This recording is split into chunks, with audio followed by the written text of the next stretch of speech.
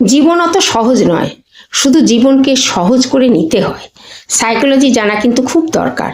জীবনকে জানবার একটা বিশেষ মাধ্যম কিন্তু এই সাইকোলজি। মানুষকে বোঝার জন্য, জানার জন্য, নিজের ভুলগুলো শুধরে নেওয়ার জন্য সাইকোলজি জানার খুব প্রয়োজন। মানুষের সাথে কমিউনিকেশন করার এটা একটা প্রধান উপায় জীবনকে সহজ করার। কিছু সাইকোলজিক্যাল টিপস যা আশা করি উপকারে আসবে।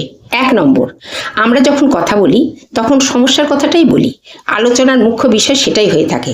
এটা না করে এগুলো কিভাবে সমাধান করা যায় সেটাই আলোচনার বিষয়বস্তু হওয়া উচিত। 2 নম্বর, সিদ্ধান্ত নেয়ার ক্ষমতা। আপনার সামনে অনেকগুলো অপশন, আপনি কোনটা নেবেন বুঝতেই পারছেন না, কনফিউজ হয়ে যাচ্ছেন। অধিক অপশন কিন্তু সিদ্ধান্ত নিতে অসুবিধা হয়। এক্ষেত্রে অপশন কম থাকলে সিদ্ধান্ত নিতে কিন্তু সুবিধা হয়। 3 নম্বর, যখন কোনো অসুবিধা হয় তখন সবার কাছে গিয়ে সেই অসুবিধার কথা না জানিয়ে এমন মানুষের কাছে যান যে আপনাকে সঠিক বুদ্ধি দেবে। বেশি মানুষের কাছে গিয়ে অসহায় অবস্থার কথা বললে বিভ্রান্তির সৃষ্টি হয়, এতে উপকার তো হয়ই না। তাই ভালো একজন যাকে আপনি পছন্দ করেন, বিশ্বাস করেন, তার কাছেই পরামর্শ নিন। 4 নম্বর, প্রতিদিন নতুন কিছু শিখলে ব্রেনের কিন্তু কার্যক্ষমতা বৃদ্ধি পায়। সে যেরকমই হোক, একঘেয়েমি থেকে শুধু বেরিয়ে নতুন কিছু করা।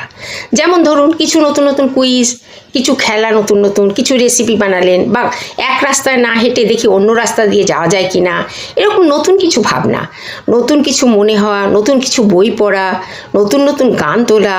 এতে কি হয় জানেন, ভুলে যাওয়ার রোগটা থেকে নিজেকে দূরে রাখা যায়।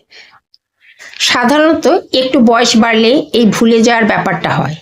এটা ডিমেনশিয়া রোগ, কিন্তু এর থেকে বেরোনোর উপায়ও আছে। দৈনন্দিন জীবনের চাহিদা পূরণ তো করতে হবে, আর মনেও রাখতে হবে। তখন দোকান বাজার করার সময় একটা কাগজে সব লিখে নিন। অনেক সময় এটা করার পরও কিন্তু ভুল হয়, বিশেষ করে আমি আমার ক্ষেত্রে এই ভুলটা কিন্তু খুব করে থাকি।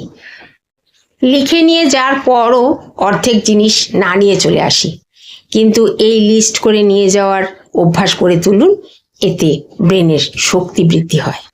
6 নম্বর, যেসব অঙ্গ খুব ব্যবহার করা হয় না, যেমন যেখানে ডান হাতের বেশি ব্যবহার করা হয় সেখানে তো বাম হাতের অত ব্যবহার করা হয় না, সেই কারণে দেখবেন এর ফলে বাম হাতের শক্তি কিন্তু কম থাকে। তাই এই দুটো হাতের শক্তি সমান রাখতে গেলে মাঝে মাঝে বাম হাতের ব্যবহার করুন। এটাও ব্রেনকে সচল রাখতে কিন্তু সাহায্য করে। 7 নম্বর, দুঃখ, আনন্দ, এগুলোর পেছনে ব্রেনের ভূমিকা যথেষ্ট। দেখবেন দুঃখ পেলেও আমরা কাঁদি, আবার অনেক সময় অনেক আনন্দ পেলেও কিন্তু আমাদের আনন্দ অশ্রু বেরোয়। এটাও কিন্তু ব্রেনের ভূমিকা। 8 নম্বর, যত বেশি বন্ধুত্ব বাড়াবেন, মেলামেশা করবেন, ততই আমাদের ব্রেনের উপর কিন্তু চাপ তৈরি হবে। বুঝে শুনে বন্ধুত্ব করতে হবে। এগুলো সবই কিন্তু সাইকোলজিক্যাল টিপস। 9 নম্বর, সহজভাবে বোঝানো। কেউ হয়তো পড়া বুঝতে পারছে না, বা পড়া মুখস্থ হচ্ছে না, বা ভুলেই যাচ্ছে। এদের সেই বিষয়টি যদি গল্পের মাধ্যমে বোঝানো যায় তাহলে সে সহজেই বুঝে যায় আর মনেও রাখতে পারে, কারণ গল্প সবাই শুনতে চায়। এটা মস্তিষ্কের একটা আগ্রহ তৈরি করে, এতে মনোযোগও বাড়ে। আগামী দিনে ভালো ভালো সাইকোলজিক্যাল টিপস পেতে চাইলে চ্যানেলটিকে সাবস্ক্রাইব করুন।